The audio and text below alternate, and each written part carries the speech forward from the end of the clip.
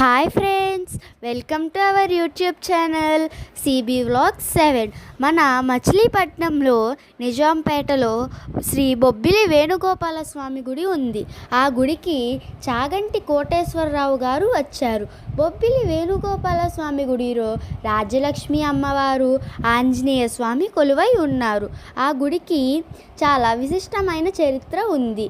విజయనగరం జిల్లా బొబ్బిలి రాజుల వారి కోటలో ఇలవేలుపుగా స్వామి పూజలు అందుకునేవారంట. 1756 సంవత్సరంలో ఆంగ్లేయ ప్రభుత్వ కాలంలో జరిగిన ముస్లిం దండయాత్రలో స్వామివారి విగ్రహాన్ని ధ్వంసం చేయబోతే మన మచిలీపట్నం నుంచి వెళ్ళి అక్కడ సైన్యంలో పనిచేస్తున్న వ్యక్తికి స్వామివారిని ఇక్కడే ప్రతిష్ఠ చేయాలనే కోరిక ఉంది.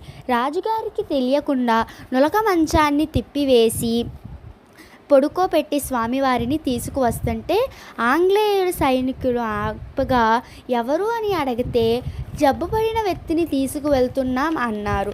అయితే ఆంగ్లేయులకి నమ్మకం లేక పలకమనండి అంటే స్వామివారు పలుకుతారు.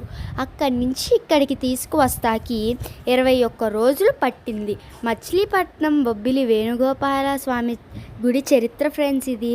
ఆ కాలంలోనే కాదు ఫ్రెండ్స్, ఈ కాలంలో కూడా మా మమ్మీ ఏదైనా కష్టం వస్తే స్వామి దగ్గరికి వెళ్ళి అక్కడ స్వామిని పిలిచి మాట్లాడి మొత్తం అంతా చూసి వచ్చిద్ది ఫ్రెండ్స్. కష్టమంతా తీర్చి వచ్చి మా దగ్గర స్వామి పలికాడు అని చెప్పిద్ది ఫ్రెండ్స్. ఈ గుడి చరిత్ర ఇది. అంతే ఈ వీడియో. Bye bye.